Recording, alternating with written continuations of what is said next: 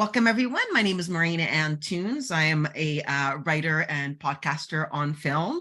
And I'm very pleased to be here today for this great interview for the Alliance of Women Film Journalists with Berkley Brady, the director of Dark Nature. Hello. Hi. Thank you for having me. Thanks for making the time, Berkley. I wanted to start by asking you a little bit about your career leading up to Dark Nature, because you have been working in film for quite some time. And while this is your feature film debut, you've also done some short films and you've worked in television. When did your passion for filmmaking begin? I think when I was a kid, I always loved photography. I definitely was that kid when they still had darkroom classes in junior high. I was the one who was like, I want to stay here all night. Can I come on the weekends? I just love photography. We had some little video cameras around the house that my friends and I made some really funny little movies on. I wish I could find those cassettes. I don't know where they are. But then it really was through going through the UVic writing program, which I absolutely really did not like and had a really bad experience, which made me feel like, oh, I just gave me such writer's block. That wasn't the right school for me. And then I started working for a documentary company after I got out, because I had worked actually as for the school newspaper as the photo editor 1 year. So I had writing, I had photography, and then this job opportunity came through telefilm to develop producing talent. So that really helped me get a job after university. I started to see, okay, there's an industry here. I could be a storyteller in this form. But it wasn't until about 5 years after that I decided to go to film school. I went to New York and did that, learned so much, invested so much. It's sort of like I couldn't turn back after that point. It felt just so much money and so much time to go to get your master's in the States. And so coming out of there, it was a lot about just trying to launch feature and just get out there and convince people that I could actually direct. And I mean, that's hard, especially in Canada as well. We're such a much smaller market than the United States. And you're a woman to boot, which, doesn't help in the industry. Can you talk a little bit about that experience of, trying to launch your career and get into, being able to tell the stories that you wanted to tell? Yeah, I think I had some really influential teachers at Columbia who were incredible. And one was a photo teacher, and Thomas Roma. And he was just like, you have to tell stories of where you are, or just like he had a thing where he didn't photograph any neighborhood outside of his neighborhood in Brooklyn. He's just like, no, I'm a voyeur anywhere else. That's not my interest. I want to capture what's here. Although he has some gorgeous books where you're like, wow, that couple's kissing. He's like, well, they weren't really kissing. I got them to kiss. And they're actually a passionate couple. I got them to hold a baby who looked like it could be their baby. But this was actually a younger couple who was passionate. So they're kissing and their baby's on the lap. That's a stage photo, but still it told a truth. And he said things too, like if you're not making work, like if you make work and you're excited for your family to see it, you're not really exposing yourself. Like you should be embarrassed if your parents come to see your work. Like you have to put yourself out there a little more. So that made me think, a lot of the stories I want to tell are set in Alberta. I have a lot of stories of people that I grew up with, funny characters, and I want to do that. And there's actually support in Canada. So I did try to stay in the States, and there is a lot more opportunity. A lot of my friends were getting jobs on things like Stranger Things, or, Girls were shooting right outside of our apartment, and had friends who were like going to set and talking to Lena Dunham and being mad that she hadn't like hired them. But, it's just like you're in the world. But I think for myself, because I didn't go into film until I was in grad school, I always felt a bit behind, because there's people at grad school who went to a 4-year film program, worked in film, and then go to grad school. So they're already like at a whole other level of filmmaking. So it was really humbling and really hard, but I'm really stubborn. And I just, like I said, I was committed. And I think the nice thing about living in New York is it's very, people are not afraid to promote themselves. They're like, this is what I'm here for. This is what I'm going for. If you pretend like you're not about what you're about, people are not interested. They can smell the BS. There's so many people that everyone's like, let's just be honest. We're all here trying to do something. What are you trying to do? Whatever it is, whether it's self-improvement or your career, like, what are you about? And so I think having that, New York state of mind of it, and just coming to Calgary and being like, talking to people and saying like, you should hire me. I can do this. And everyone's like, no, I'm sure you can't. Like, no, I went to Columbia. God damn it, that has to mean something. Like, do not try to diminish that. Let me add something. And so, and then I was lucky. I also, my husband who lives here, which is why I came back, he is a cinematographer. So he was actually shooting on The Secret History of the Wild West with Julian Black Antelope. And then because I'm Métis and a woman, Julian was like, well, I want you to maybe help with the episode of Louis Riel. So could you help write that? And I was like, yes, and let me direct it. And I just wore him down. And then my episode did really well. So I'm glad. I'm really grateful to Julian for giving me that opportunity. You used a word that I think is really interesting and powerful, and that's the word diminish.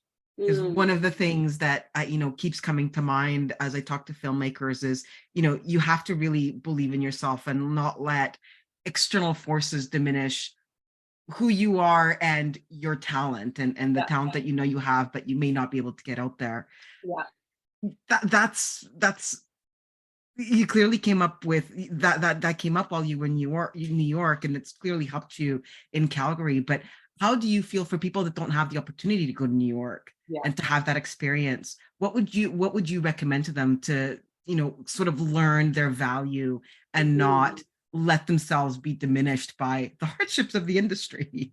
Yeah, that's a great question, because I think a lot about the privilege that I had to go to Columbia, to the point where, like, I used to watch Harry Potter and be like, oh my God, I wish I got to go to Hogwarts. But I did. Like, I went to Hogwarts for artists, and it was the best experience that I could have had.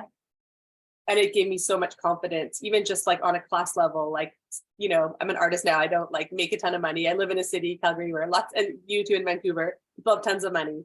But I don't feel anyone can look down at me. Like, I feel like if I'm just like, but you didn't go to Columbia.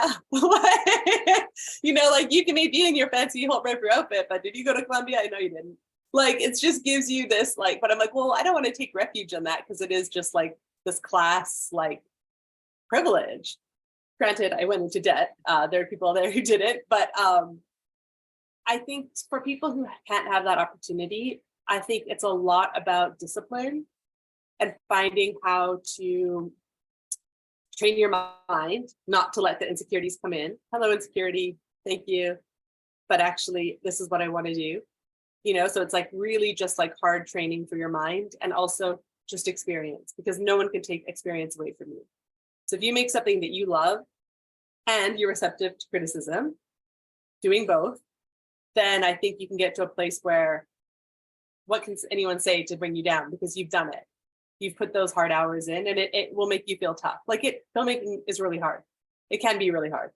And so you deserve to feel really good every time you complete, even if it's just a scene or a sketch, like you did that. So I think really, really, and then just valuing that and choosing to value that experience, because someone might be like, oh, you made a short film and it went to like one festival. Like, so you're right. So you're right. I'm not PTS or, I'm not like Christopher Nolan. Okay, fine. But I'm me, and I'm telling this story, and I have an original voice, and I'm on to this next thing. Compare, despair.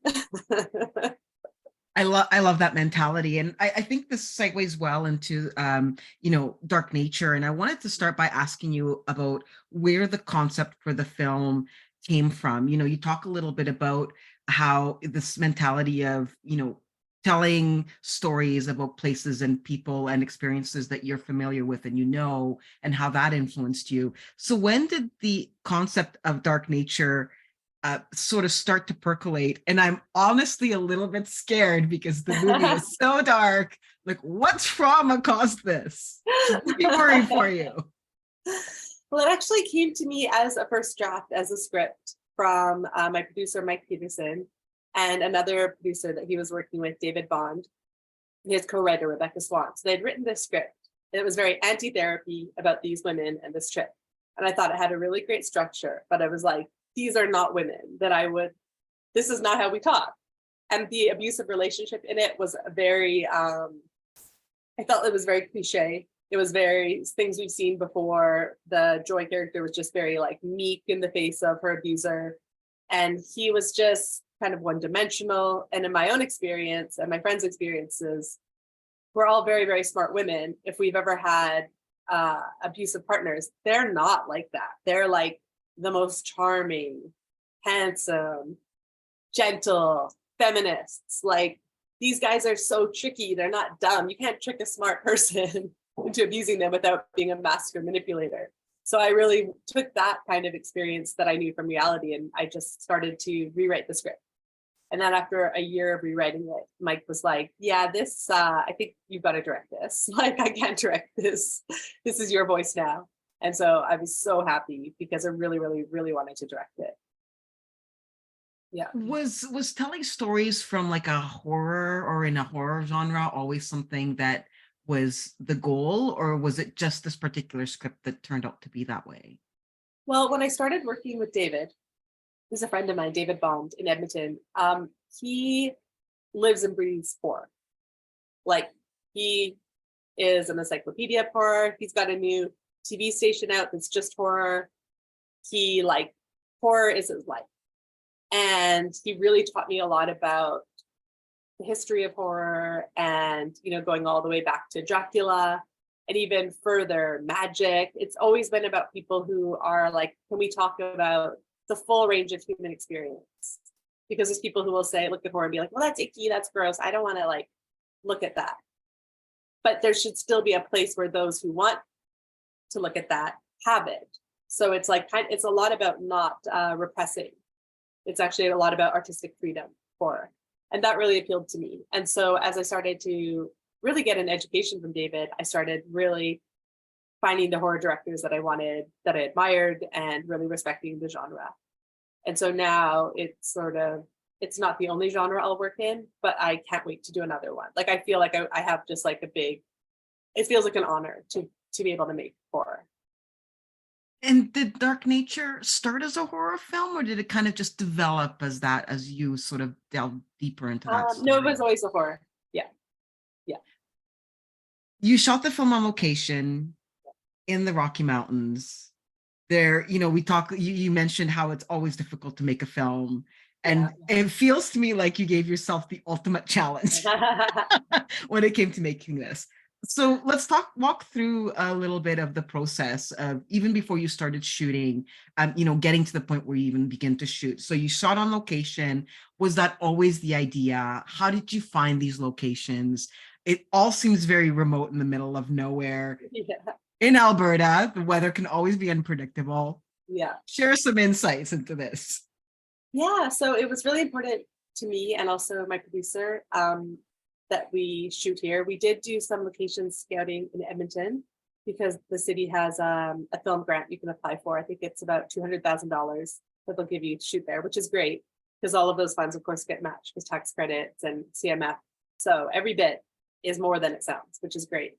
And so we did look at shooting there, and I think had they given us the money, they would have, but they didn't. And so we were like, you know what, it's actually better. We want to shoot. I wrote the script to shoot around the city because I know the mountains really well. And so we went on a couple location scouts together. Then my husband took me to the place where we ended up doing the water. That was his idea. I had a friend, Jamie Everett. He's a father of my dance instructor, actually, at a hip hop studio. He's just this huge outdoors guy. And I described the canyon that I was looking for. And he reached out to his sort of outdoors group and they suggested Jura Creek. So we just started going there. And then we have to go there with the safety coordinator, take him and get his plan and make sure it's actually safe and we can shoot there. So then I went back with him. And then once those locations were kind of set, I could adjust the script somewhat, start to do my shot listing with that in mind, and keep going back with the DP, Gerald Lynn. He's from Vancouver. So when he came into town, we went to location scout. So it is a lot of driving. Was it difficult to find a crew that would be able to and willing to shoot in such difficult conditions? Not here. This is what they're used to. Yeah, they're very tough here. It's I think most people in other countries would be incredibly surprised by what the crews here do just on a daily basis. And they don't complain, they just do it. They're really, really tough. Yeah. Shooting outdoors in the elements is difficult at the best of times. It is. I'm curious about, you know, your work with Gerald, your cinematographer, and, creating the look of the film, because the film has a very unique visual style. It's both sort of like dark and menacing, but it's in parts, it's also very beautiful and lush. And these two juxtapositions work really well also with like sort of the mental state of your characters. Yeah. Can you talk a little bit about, shooting and developing that visual storytelling that permeates through Dark Nature? Yeah, so I just couldn't speak more highly of Gerald. He's just so talented, and that's why I hired him. I saw his website and I was like, this guy has an eye and a real attention to creating beauty and mood. So he really understands lighting. He's a master of it. And so we talked about creating different looks for one. For Joy's flashback, we wanted that to have a very like Hollywood big movie kind of feel, like the false security and false comfort of that relationship, for that to be in the visual style. Then for the outdoors, it was a lot about the colors, time of day, where everything was very scheduled to so when they go through that big canyon, there's a very short period where there's any light in there at all. So that was very much set for that day. And then the colors, like he just so understood how to work with the colorist after, and we really just thought about differentiating different scenes and kind of like getting into more darkness as they go in. And then did you shoot sequentially? Pardon me? Did you shoot sequentially as well? No. So actually one of the final scenes was one of the first scenes we shot out on location. And I think that was almost better because I was still new to working with Madison and Hannah, who played the leads, who are in the final scene. And I could just say, like, what do you guys need? What do you want for the scene? And they're like, well, we just kind of want to be left alone. Like, so then I talked to them while they were preparing, getting their makeup, they were able to really get into the headspace of that. And we just talked a lot about the moment before, like what you guys have just gone through before. That's my job, to help them just piece that together, and then they do it. But then with the other actors and everyone while they're gone, I'm like, when they come, just like, it's not time to go talk to them and chit chat. And it's not like the other scenes. This is a really big scene.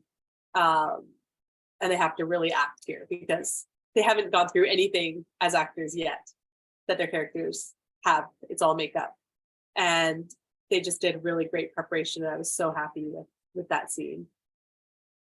There are a lot of really impressive scenes throughout the film. Like the level of talent is really outstanding. And I mean, these actresses, they've worked in horror before, but there seems to be, at least to me, there were some scenes which were just like shocking, just like the amount of terror on those faces was crazy. Yeah. Like for like sound and visual cues, can you talk a little bit about developing that to sort of, a lot of the work is done by the actors, but were there any external cues as well to kind of help elevate that? Yeah, definitely. So when the creature is targeting them from as he's stalking them, I was thinking it would be something like the Cuba effect, whether or not it's a real thing, but like the logic behind the Cuba effect, that there's sort of like a beam, or there's waves, radio waves, whatever kind of waves he's like directing at them, and he's pulling out their fears and sort of materializing them. So and he's starting to bend time a little. In fact, I just wish I'd even, now that I see it, played with the time bending even more. But there's like some premonitions that each character has. So when he's targeting them, it's increasing each time he does it. It's like he's getting better at it, and it's getting faster and more powerful. But there is a sort of like, it's targeting you. Now you're seeing the thing. And so that sound effect, I really wanted it to be like, wait, why is sound dropping away? Like he's hyper focusing them into something, taking them out of reality. So I wanted this feeling like sound drops away, then it's just like eerie, and then these sound effects. So as that was happening, that was tied with a certain camera move to give that feel as well. And so we would sort of talk through those while it was happening, so they could have that timing. And then it was all in the sound design that we recreated those moments. You talk a little bit about the creature, and I had a couple of questions about that because you decided to go pretty much all practical effects on the film. Why that decision? I think I just like them better. I think it's cooler, and it's more fun to work with.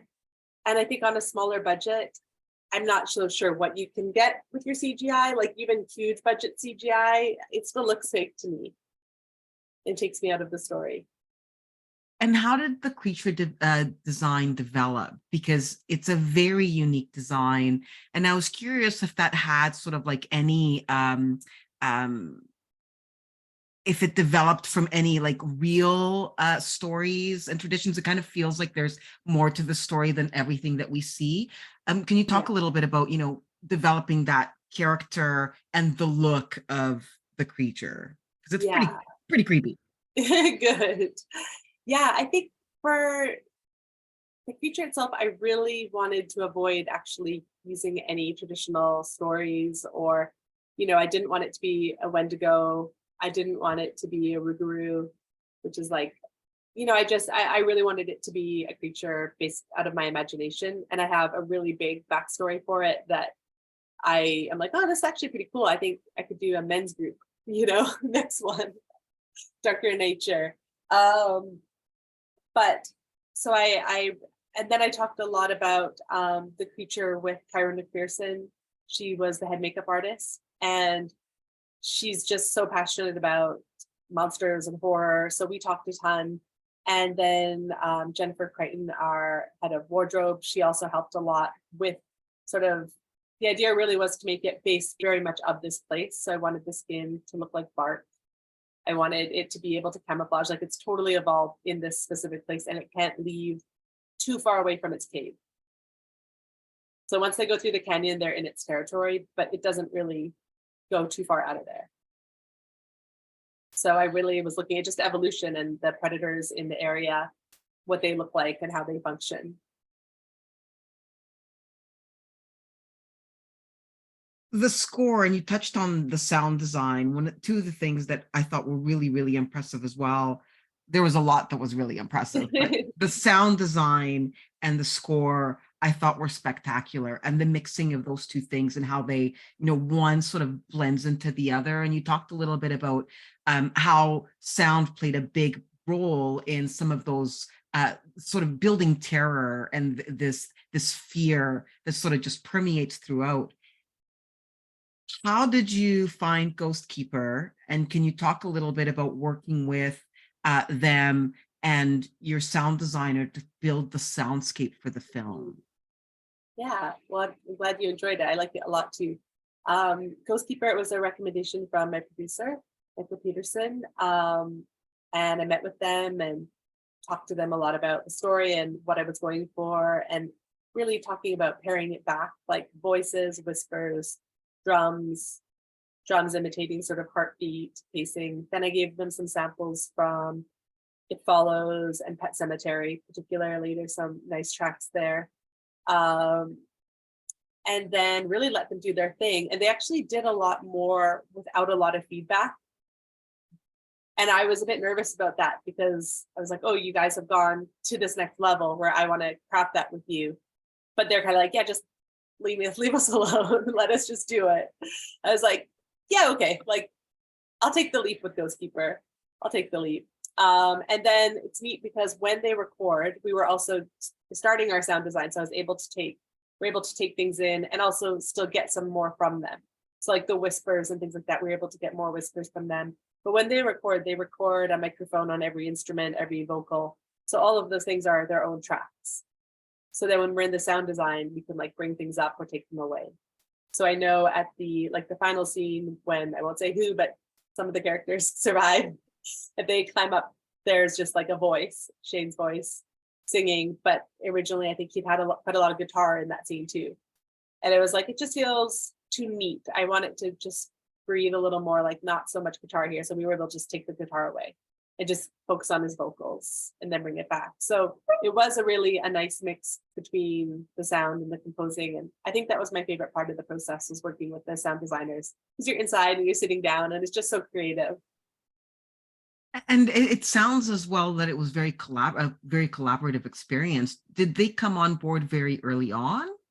They came on they knew they'd be doing it early, and then but they didn't come on like while we were shooting. I think that's really cool if you can get that, because then you can even play and I'll sometimes play music for the actors if there's not dialogue, just to set a scene, and it also helps the crew know the tone. So I just have my little speaker and I'll play a song. It'll be really eerie, just kind of help with the pacing, something like that. So it'd be nice if they had the actual soundtrack and you can actually play that. But they came on after we were shot. What was the most difficult part of the shooting process? Was there a scene that was particularly difficult to capture or a moment? Um, yeah, I think probably there's a lot of things that were difficult. I think it really was hard because where we were, there wasn't Wi-Fi or cell service. So, and then we were having just so many production issues because of crew shortages, equipment shortages, the producer needing to talk to the actors' agents for hours a day. That really took him out of the production. So we didn't really have our producer on set at all. And that was really hard. Like, so they're little, well, it's just like little fires that could be put out if someone's there to attend to them. They just grow bigger. And that was really stressful. But just, I think physically, the night shoots that we had, did we have 1 night, 2 nights outside? And it's just hard to switch to nights. It's hard for everyone. It's kind of inhumane. You're like switching to shift work for 2 days, then you're so tired, it's near the end of the shoot, and then it was just so cold. Just so being like, this is just really hard. Like, I'll be very happy when this is done. Well, and to make things even more difficult, you were also very pregnant while shooting this. Yeah. I was definitely like, I felt like I just kind of looked bloated. So that also is a little hard, you're like, oh man, I just look bloated and I'm just wearing sweatpants every day. And like, I don't know. I just didn't, I think I was in my second trimester, and in my first trimester, I just felt so nauseous. I just ate like pasta and didn't work out at all. So just mentally not being able to be physical, and feeling weak, that was hard. But I'm lucky, like my pregnancy was very easy. So in your second trimester, it's kind of like the honeymoon, they say, of pregnancy, because you're not like big yet, but you're in the safer zone. You're not in the first trimester. So yeah, I think, but I do think at the end of the day, it was a benefit, like, to be pregnant. I think that I could always just, if I was having a hard time, just like, I don't want to flood my body with stress. Take a moment, breathe. There's like a little person that could be affecting their brain chemistry for life. I don't want to stress them out. And I think it's harder to do that if it's just ourselves sometimes.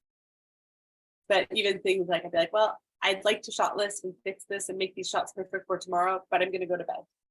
Like, I'm going to bed now. And I want to try to get 6 hours. If I can just get 6 hours, that'll be great. Well, I mean, and I was going to ask you about this because, one of the things that always comes up is, as the director, you're leading the charge, you're setting the tone on set.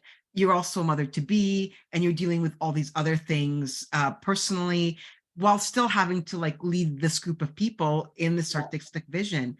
On a practical basis, what does that look like for you? Like you mentioned that, you really have to prioritize sleep. Yeah. What other things were you kind of doing that, were maybe different than, on other sets? Because I was pregnant, you mean? Yeah. Yeah. I think I not a ton, and I didn't tell anyone I was pregnant until maybe the midway mark. But Madison, she figured it out because I'm like, oh, I don't really drink. And she was like, I knew it. Yeah. I think sometimes I would be a little more, not demanding, but I could say like, I'm not eating this food. I didn't like this food. Some of the food we had is like, can someone go get me something healthy or a salad? I don't mean to be a diva, but like I need to eat some like nutrients and fresh food as well. Which there were some, but I don't know. Honestly, I think it gave me a nice sense of remove from the film because it's so all encompassing, and you're there. There's so much pressure, and you're there all the day, all time. You can't make everyone happy. There's people who like blamed me for everything, and I'm the leader. I have to take all the blame. It's like, yeah, my bad, but it's not. I'm kind of the mind that you're, as a leader, always responsible. So even if someone messes up, I'm responsible because I didn't train them as the leader. Like I hired them, I said yes to them being hired. I didn't make it so they could succeed. But in film, it's so hard because you're just there for such a short time. By the time you realize someone may not be a good fit, it's very hard, especially with the crew shortages we had, it was very hard. But looking back, there are people I would definitely just like fire. I wish I had just fired because they were bad eggs and they brought me down. And then there's people you can't fire because you just can't. So it is a funny workplace that way. There just isn't enough time and support to be able to really like craft the team. But I think now going on, I have those people who I worked with on this who I will be taking with me forward to the next project. So like slowly just building that core team is really important. But with the baby, I think I would just be like, if I was having a hard time or like that was awkward or that was hard or that person said that, okay. I'd just be like, come on, baby, let's go up the hill. Let's go. Like, not like he had a choice, but I would just always be like, all right, baby, we're going to go up the hill or let's go down the hill. Okay, baby, let's go take a break. And I would just talk to him and it did make me feel less alone. Oh, that's awesome. That's Yeah. awesome. Did you guys shoot during COVID? Yeah, it was 2021. Yeah, because I thought I saw a COVID safety on the credit list. So, on top of everything else, you also have that to deal with. How did that affect I think, the shoot? we were a couple of years into COVID by that time, so productions had really figured out their workarounds. Of course, insurance costs more, so that took away from our production budget. There's protocols like you have to wear the mask. It was nice. Part of why we also felt confident about it was that we were outside so much, which is so much better for COVID. We did have someone catch COVID outside of set, but he had been, I noticed, a very diligent person. Like he kept distance, he always had a mask. I think he knew the people he was staying with like weren't being so safe, so he took that extra precaution. And so as soon as he felt safe, he didn't come to work. All the actors got tested. Everyone who'd been near him got tested. No one got it. So it was like, oh, these safety measures can actually prevent it. So, but yeah, it's little things like, you have the COVID officer also did craft, but you couldn't go into bins and just grab what you wanted from craft. Like you have to have it handed to you. He's got the tongs, just things like that. It's just like extra bureaucracy, red tape. Extra things that you need to consider on top of everything else. Yeah. How long did you guys shoot for, and what was your post-production schedule like? We had 30 days of shooting, so it was about 6 weeks. We took weekends. But of course, for department heads and myself, you don't really have a weekend. You just work through catching up on everything you weren't able to finish during the week. And then our post was a bit affected by COVID because the editor had a family member die from COVID, so that took over his time. So we lost about 2 months. But so I think we really started editing in earnest January, and then it was due March 4th. And I had really wanted this horror editor, and then I thought I would be working with him, and then I was just told we weren't. So it was I was really disappointed about that. Not to disparage what my editor did, he's great, but I really wanted like a horror editor. And then March 4th, we had to have it done for sound because that was the only window that any sound company could take us in Calgary that we wanted, a sound production company. So we had one window, and then that was about a month. And then while that was happening, they were working on color, and that was also about a month and a half of kind of back and forth with the colorist and Gerald and myself. And you premiered the film at Fantasia. Yeah. Can you talk a little bit about that experience? Your very first feature film, you're premiering it at one of the largest genre festivals in the world. Yeah. What was that like?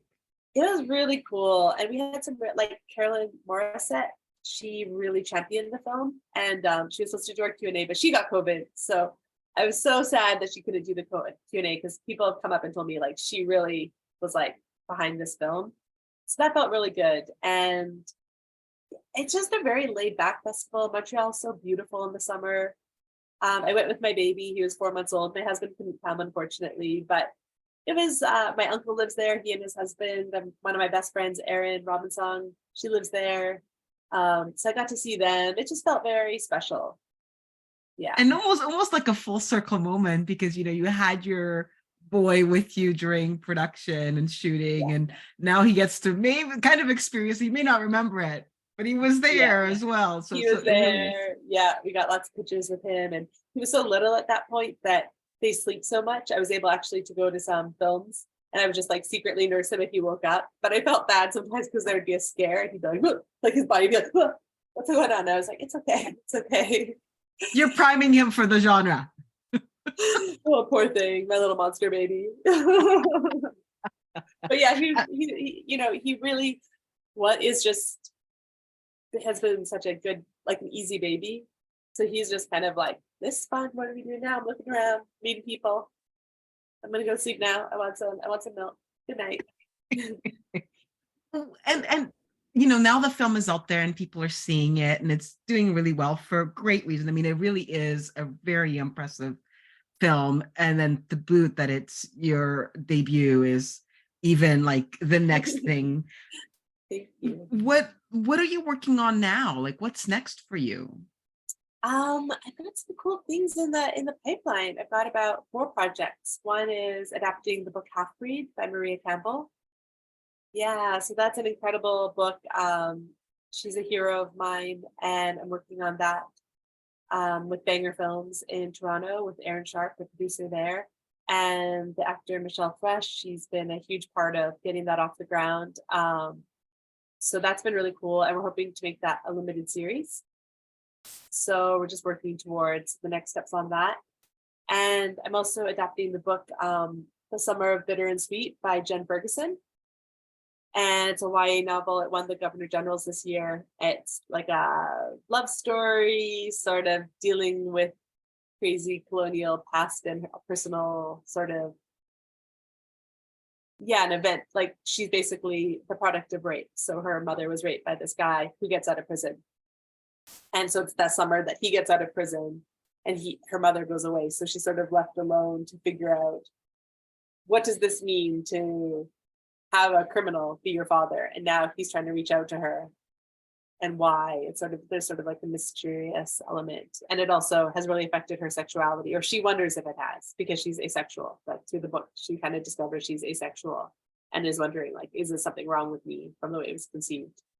And goes on a journey with it's a love story a lot with sort of like a romantic partner that she has as they navigate her asexuality. But it's like their dynamics really exciting and really cool, because they're just all about consent, and like it's really sexy. Like it's actually really you're like, oh, this asexuality is actually like this full range of experience. It's so I don't think we've seen a lot of characters like that, and it doesn't mean anything's wrong with her. It's just that's where she is on her sexuality spectrum. So I'm pretty excited to explore that and get that. And that's also with Banger Films, but with Julian Brennan. I feel like I never pronounce his name right. That's last name. Sorry, Julian. And then just 2 other features I'm working on with that, developing with other writers. One's like a Western kind of ghost story, and one's a sci-fi dystopian sort of story. Is telling women's stories pretty key to your storytelling? Is that kind of where you think? Definitely. I think I don't feel it's something that like I could not do, because it's just I am a woman. So I'm very aware that I was really lucky to sort of come out of film school at this time when people are actually like, oh, we're interested, there's a market for this, we're interested in this. And there is actually, it was like a little crack, like it's a little easier to tell women's stories right now, which is really, really nice. So now that I sort of take that for granted, which I think is something I just want to feel like I can do. I don't know how long we really will be able to, but I really, to me, it's just human stories. And I'd love to tell men's stories too, but I would definitely feel like it would be harder. How do I understand their worldview and their experience? But I think I could definitely work with male collaborators to figure that out. And that's one of the things that I thought was also really interesting about Dark Nature, is the female friendship is so real. Like it's messy and ugly and Yeah. sweet and complicated. Yeah. And it goes through peaks and valleys, even like over the course of like 87 minutes. Like they love each other and they hate each other and then they love each other. Because that's just Yeah. life. That's just how we are. Exactly. Exactly. Like, you know, someone's really a good friend when you can fight with them. Right? You're not going to cross those lines of hurting each other on purpose. There's no malicious. You're as your friend, but you can be like, man, you're a bitch right now. Like, no, you are. Like, so what? Maybe I am. I know you I love mentioned you. I know you mentioned you're working on like 4 projects, but I Yeah. did want to ask about sort of a continuation of the story because the film does end with a not a cliffhanger, but an opening that you could continue to tell stories either, with this creature or even with these women. Like just Yeah. the way that it's left, there could be like a part two. Yeah. At some point, is that something that you want to revisit? I mean, I think that the creature itself, it was really hard. It took a long time to come up with his backstory and understand what he was and how he works. So I think that maybe is just a little piece of IP I'll hold on to, but I'm really ready to move on, and I'm excited for the next thing as well. Well, so am I. I cannot wait to see which one it is. I'll watch any of them. Awesome. Congratulations on Dark Nature. It really is a very impressive feature, and I am so glad that you shared it with us, even if it is a difficult watch at times. I looked away more than once. It really did. There were some scenes there that are very intense. So I'm really, really curious to see what's next, and I can't wait to see your next project. So thank you so much for your time. It's been really nice talking to you and getting some insights into the making of the film. Thank you so much. Yes, it was really nice to speak with you.